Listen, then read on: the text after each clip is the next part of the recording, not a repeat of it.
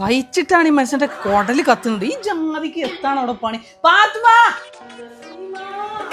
റബ്ബേ, ഈ മനുഷ്യൻ അവിടെ കിടന്ന് അലറല് തുടങ്ങിയോ? തിന്നാ മാത്രം പോരല്ലോ, ഇതൊക്കെ ഉണ്ടാക്കാനും വേണ്ട സമയോ.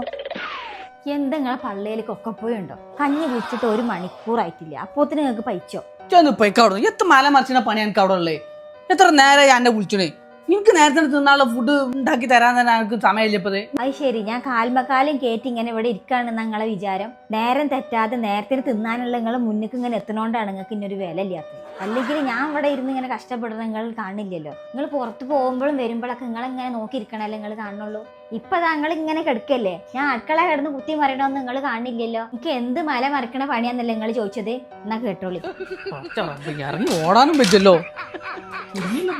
എന്ന് രാവിലെ 5 മണിക്ക് എണീറ്റ് നിസ്കാരം കഴിഞ്ഞ് തുടങ്ങും ഞങ്ങൾ ഈ പടയോട്ടം. ലാലുവിനെ രാവിലെ 7 മണിക്ക് മദ്രസയിൽ വിടണം. ഓനക്കുള്ള ചായ ആദ്യം ഉണ്ടാക്കണം, പിന്നെ ആ പാത്രം കഴുകി വൃത്തിയാക്കണം. അത് കഴിഞ്ഞിട്ട് ഇങ്ങൾക്കും കുട്ടികൾക്കും വീട്ടിലുള്ള എല്ലാവർക്കും ഉള്ള കാൽച്ചായ ആദ്യം ഉണ്ടാക്കണം.